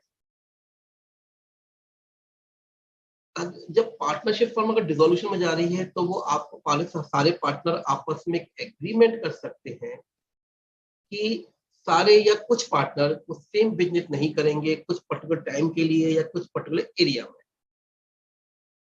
Where the goodwill of a firm is sold after dissolution, firm dissolve हो गई, firm is dissolved and goodwill is sold. A partner may carry on the business competing with that of firm, that of buyer, and he may advertise such business but subject to the agreement between him and the buyer. He may not use the firm name, represent himself as carrying on the business of the firm, solicit custom of the person who were dealing with the firm before its dissolution. What is the meaning? If on the dissolution, firm is dissolved and the goodwill is sold, then the buyer may get the agreement with the partners subject to the terms between their agreement. But something is normal that the previous partners, former partners, will not use the firm name, will not represent that they were the partner in the firm, and they will not contact with the customers of the old firm. अगर firm dissolve हो जाती है और उसके बाद से goodwill बिक गई तो एक एग्रीमेंट हो सकता है पार्टनर के साथ, जो नए लोग आए उनके साथ पुराने पार्टनर्स का, बट फिर भी बिजनेस तो कर सकते हैं पुराने पार्टनर, सेम बिजनेस कर सकते हैं, ये डिपेंड करता है. लेकिन फर्म का नाम यूज नहीं कर सकते, वो ये नहीं कह सकते कि हम उस फर्म में पार्टनर हुआ करते थे, ना वो उस फर्म के जो कस्टमर हैं उनसे वो काम मांग सकते. They cannot solicit custom of the person, right? Any partner may, upon the sale of goodwill of a firm, make an agreement with the buyer that such partner will not carry on any business similar to that of firm within the specified period or within a specified local limits. So, what is the point? What are these points saying? That normally the person cannot be restrained from doing any business, any legal business, but exceptions are there. It means in these cases, there may be restriction on the partners and these restrictions are valid, right? Trade combinations. Business combinations with idea of regulating business and not restraining it have been held to be desirable in the public interest. Sometimes the trade unions and they make some regulation for the public interest, then they are welcome, they are valid. Like see the example, an agreement between certain ice manufacturing companies not to sell ice below a stated price and to divide the profit in certain proportion is not void. Such agreement are neither restraint of trade and not public policy. कुछ बर्फ की company ने decide किया कि वो minimum price maintain करेंगे ताकि quality बनी रहे. It is valid. Let's say in the same way, if the agreement in the union for opening and closing of the shop, it is valid just because of purpose of security. This type of agreement restrictions are valid. if their purpose is to for public interest, right? Service contract. I remember once a question is asked on this point, a practical question is asked on this point, service contracts. Sometimes an employee, by the terms of his service agreement, is prevented from accepting any other engagement during his employment. You cannot do any business, any work when you are in employment. This is valid. Agreement is valid. But if the agreement is such a nature that even after the end of the job, end of the service, he cannot do the business, this is void. See, sometimes an employee, by the terms of service agreement, is prevented from accepting any other engagement during his employment and or similar engagement after the termination of the services. As regard the first restraint, it is valid. It is valid and is not in restraint of trade if it is to operate while the employee is contractually bound to serve his employer. For example, the doctors are usually debarred from private practice during the term of his employer. But as regard of second restraint, it is void. Service contract मतलब होता है कि एक employer अपने employ से contract करता है कि भैया जब तक तुम मेरे यहाँ काम कर रहे हो कोई और बिजनेस नहीं करोगे, ये वैलिड है. जैसे कि डॉक्टर्स के केस में होता है, डॉक्टर्स को जॉब देता है तो ये कहता है भैया आप जॉब कर रहे हो ठीक है, लेकिन आप प्राइवेट प्रैक्टिस नहीं करोगे जब तक जॉब कर रहे हो. This is valid. बट अगर ये भी जोड़ दिया जाए कि जॉब छोड़ने के बाद भी कोई बिजनेस नहीं करोगे, जॉब छोड़ने के बाद भी कोई बिजनेस नहीं करोगे, तो ये वैलिड नहीं माना. It is void agreement. Agreement in restraint of legal proceeding, I think it is very much clear from this point. Any agreement which the purpose of which to restrain in legal proceeding is definitely a void. An agreement in restraint of legal proceeding is done by which one party thereto is restricted absolutely from enforcing his right under a contract through a court, or which abridges the usual period of starting legal proceeding. A contract of this nature is void. ठीक है. Any agreement in restraint of legal proceeding, किसी को legal proceeding करने से रोकने का contract क्या होता है? Void. But there is some exceptions. It is important exception for examination point. There are certain exceptions to the above rule. It means in the following cases, agreement in restraint of legal proceedings is valid. Clear? ये जो point बता रहा हूं इसमें agreement होता है किसी legal proceeding को रोकने के लिए, वो क्या माना जाएगा? वैलिड माना जाएगा. First point, a contract by which the parties agree that any dispute between them in respect of any subject shall be referred to arbitration, and that only amount awarded in such arbitration shall be recoverable, is a valid contract. What is the arbitration?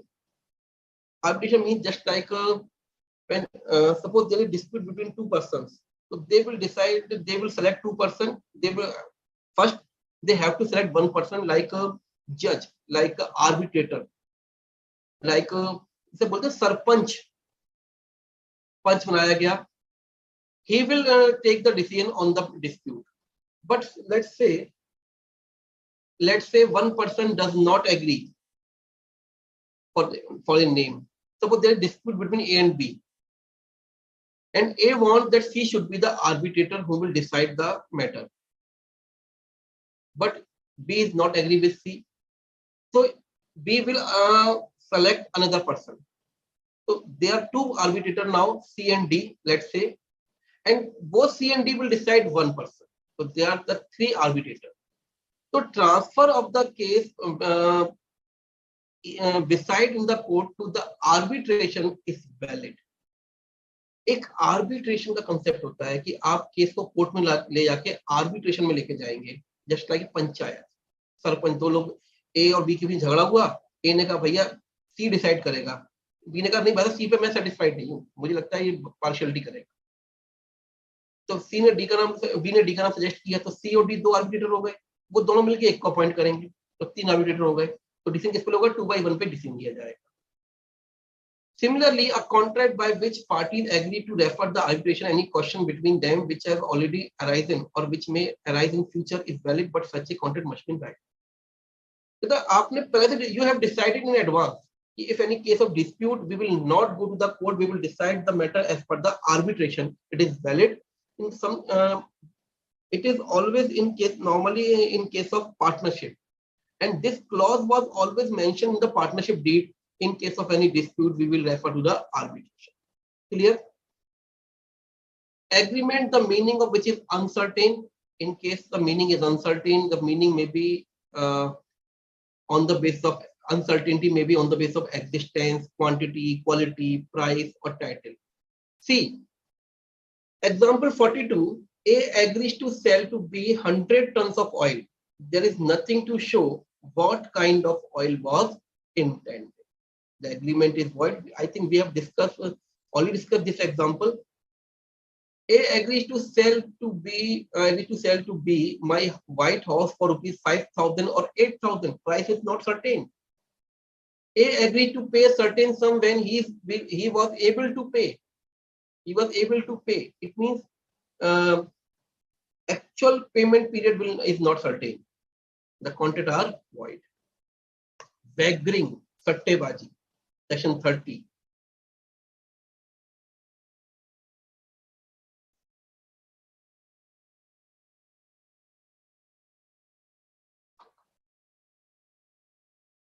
A wager is an agreement between two parties by which one promises to pay money or money's worth on the happening of some uncertain event in the consideration of other parties promise to pay if the event does not happen. See the example, then we will come again on the topic. Let's say A and B enter into an agreement. A says, I will pay rupees 100 to you if it rains on Monday. And B say, I will pay the 100 rupees if it not rain on the Monday. It means the payment is dependent on an uncertain event. Now come to the definition. A wager is an agreement between two parties by which one promises to pay money or money's worth on the happening of some uncertain event. This is the A. In consideration, बदले में क्या मिला? In return, in consideration, in return of the other party's promise to pay if event does not happen. A will pay on the happening and B will pay on not happening. This is the kind of wagering agreement where the payment is dependent upon the happening or non-happening of some uncertain event. It is called wagering agreement, and these are void as per Indian Contract Act. What are the essentials? I have noted from the definition. Promise to pay money or money is worth, clear. Performance must be dependent on the event happening or not happening. Event must be uncertain, no certainty, maybe or may not be. Mutual chances of win or lose. Both the parties have chance to win or lose. No control over the event and no other interest in the event. If there's some other interest, there is no wagering. That is why the contract of insurance is not wagering, because in the contract, the interest is same.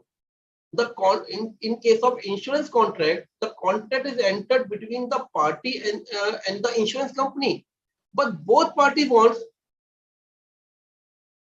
the person who has taken the insurance must alive.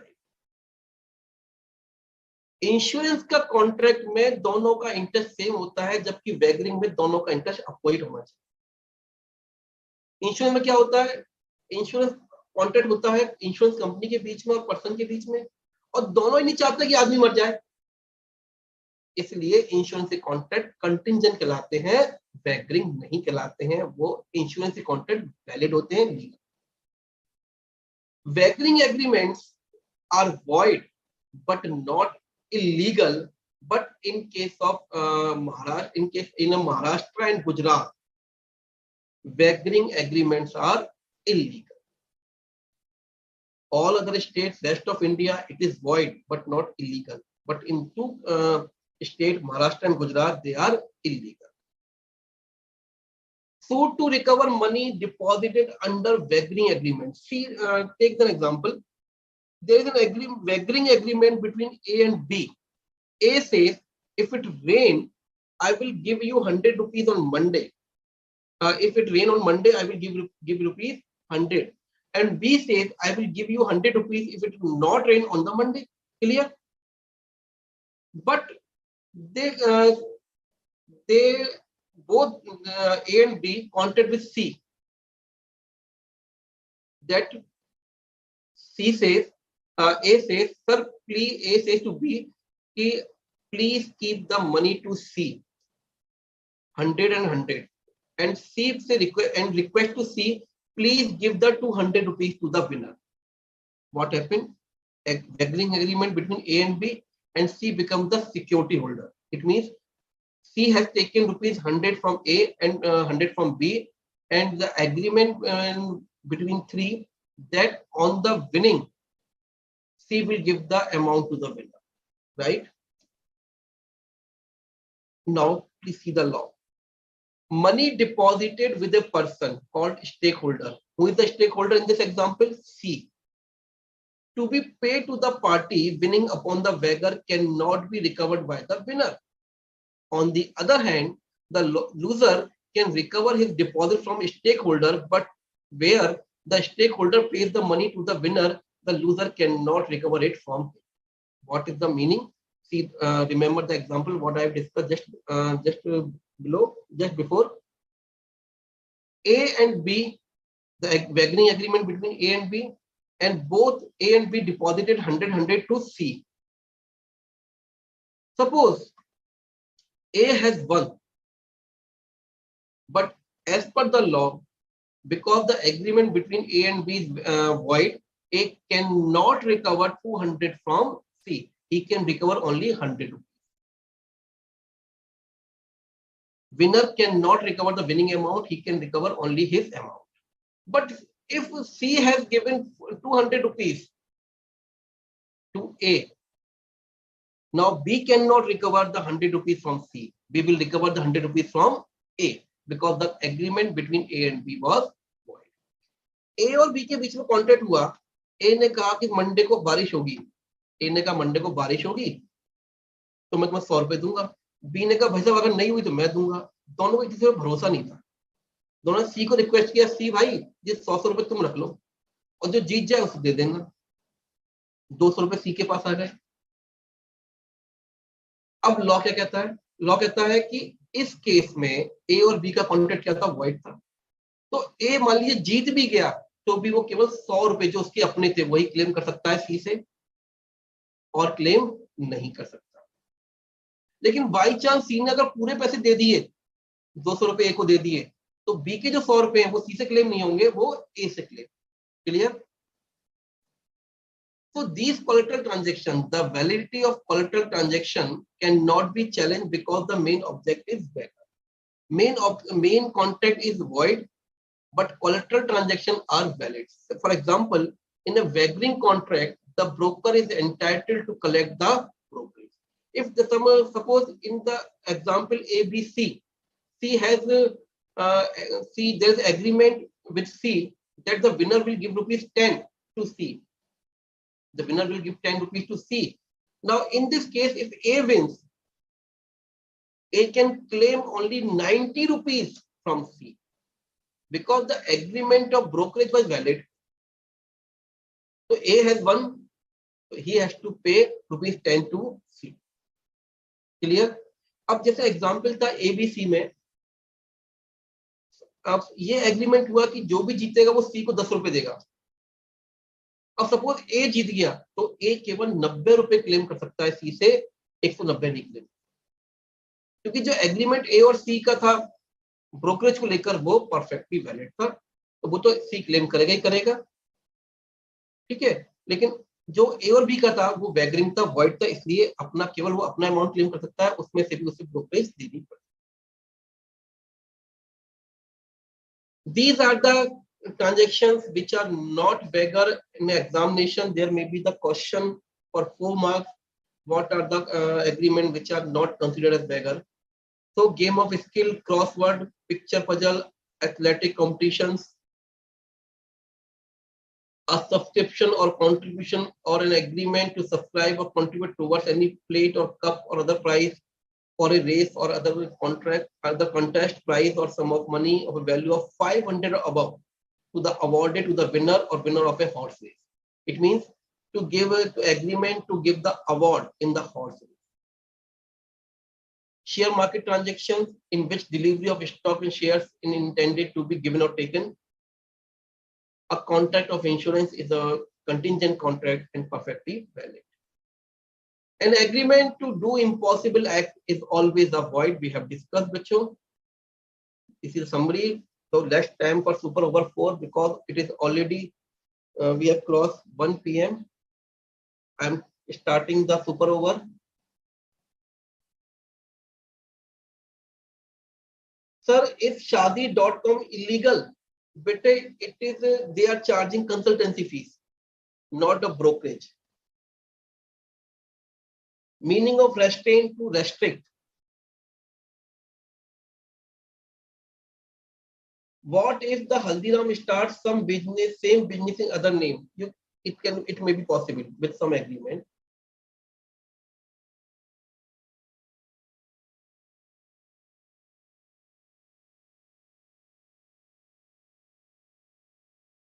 Okay. Okay. Sometimes I am just sharing with you the concept. Okay.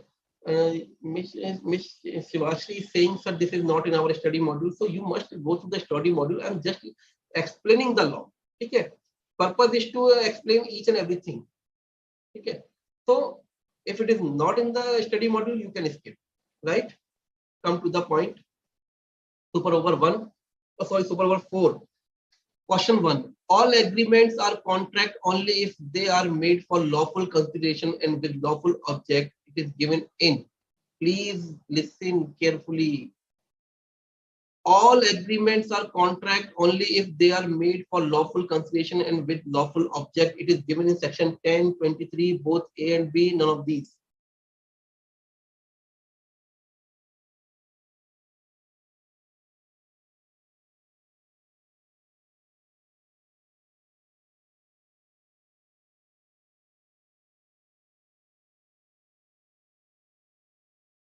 Next question.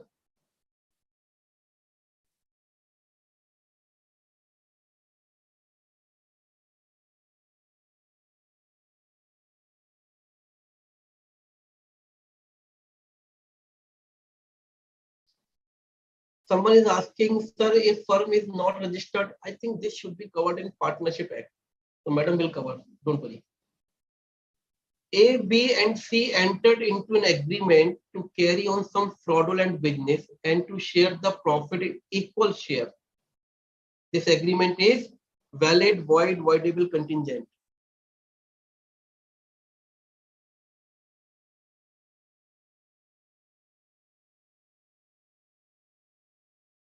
An agreement which prevents a person from marrying a particular person or a person of a particular class is valid, void, voidable, allowed with the court's permission.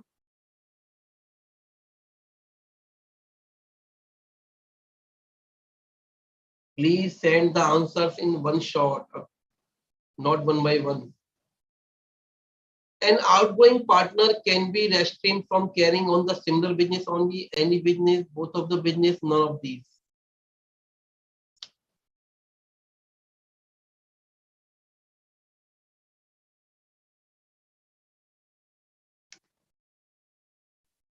Regulation as to the opening and closing of the business in the market are not legal, valid, void, illegal.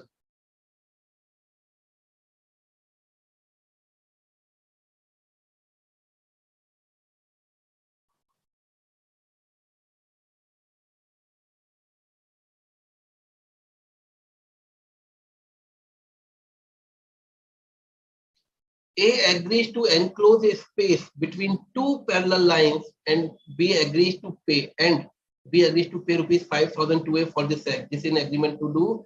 an illegal act, impossible act, wagering act, forbidden act.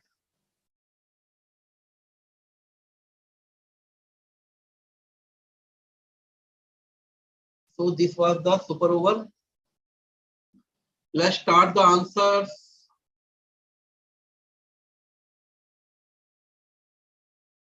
This is given in section 10, not section 23, because section 20 says what is unlawful object in consideration, right? Second, fraudulent business is void.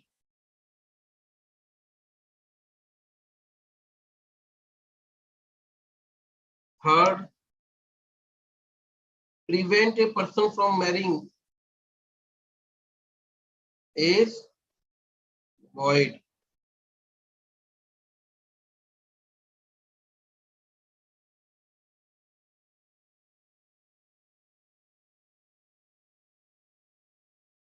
Fourth, an outgoing partner can be restrained from carrying on similar business only. Next,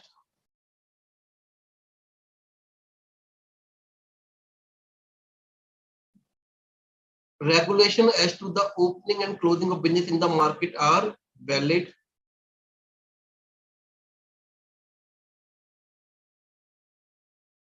Next,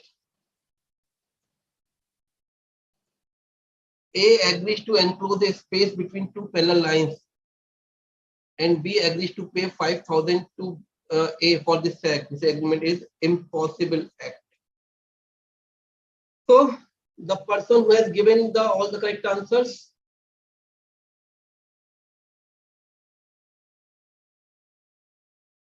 first one is Miss Patel Kamlesh Bhai. Second is Miss Sahajpreet Kaur.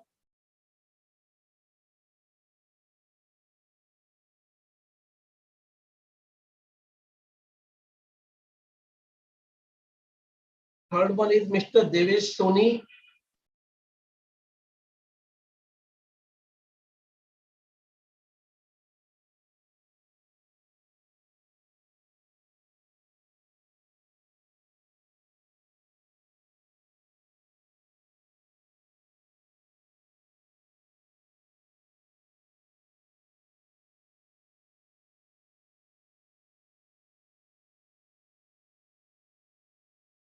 And Miss Kunjan Devi. So this was the today's session, and we have completed 50% of Indian Contract Act. In the next day, we will have the test for second part, including coercion and undue influence. So hopefully you have enjoyed the law. You have learned something from this lecture. Thank you so much, and meet you tomorrow, next lecture on Friday. Thank you so much. Thank you. Amit ji, session is over.